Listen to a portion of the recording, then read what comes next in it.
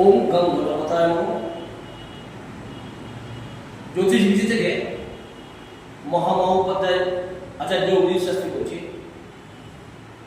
পূর্বের ভিডিওতে দেখানো হয়েছে চন্দ্রমার চতুর্থ স্থান পর্যন্ত চন্দ্র থাকলে, লগ্নের চতুর্থ স্থান চন্দ্র থাকলে কি কি ঘটে মানুষের জীবনে।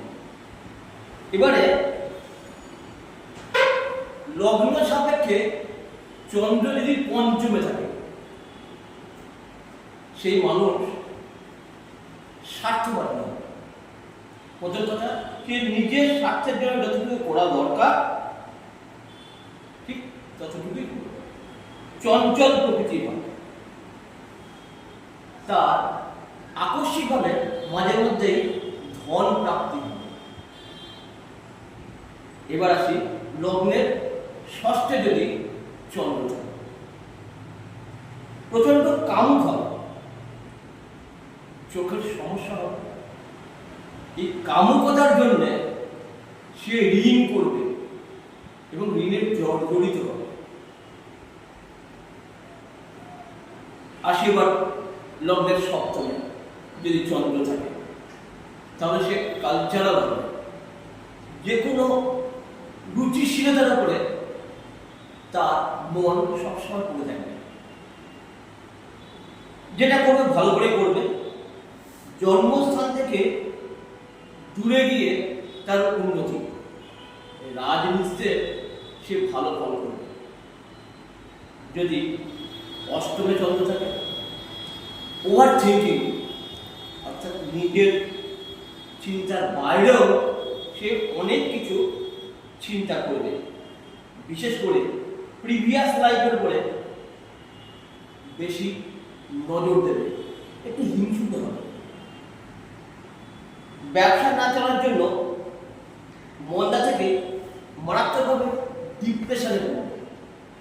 আসি নবমের প্রথম কথায় সন্তান থেকে বঞ্চিত হবে। ধর্মের কর্মে উন্নতি, অবশ্যই জন্মস্থান থেকে অনেক দূরবর্তী স্থানে তার উন্নতি হবে। দশমে এই ব্যক্তি বা এই জাতিকা বিশেষজ্ঞ হবে, যে কোনো বিষয়ে খুঁটিনাটি সে ভাববে এবং দেখবে।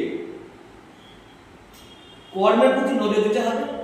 আর এক কথায় খুঁতখুঁতে সমাজে, যেমন দেখেন না, অনেকে খেতে বলে খালি এরকম করে ভাত বানে এবং তার পাতায় বেশি চুল পড়ে। এবার সে একাদশে জাতক বা জাতিকা চঞ্চল হবে, প্রচন্ড শৌখিন হবে, সন্তান এদের সন্তান আজ্ঞাকারী হবে, অর্থাৎ সন্তানকে যা বলে তাই শুনবে। রাজনীতিতে সুনাম করবে, কিন্তু 60 বছর পর হঠাৎ করে জীবনটা স্তব্ধ হয়ে যাবে, অর্থাৎ যাবতীয় উন্নতি আবার দাঁড়িয়ে যাবে সব। চন্দ্রের যদি দ্বাদশে থাকে, চোখের সমস্যা হবে, ক্রোধ বেশি হবে এবং নিজস্ব জন্মস্থান থেকে দূরবর্তী স্থানে গিয়ে এর ক্রম উন্নতি হবে। বিশেষ করে দেখা গেছে 49 বছরের পর থেকে এদের জীবনে উন্নতি হয়।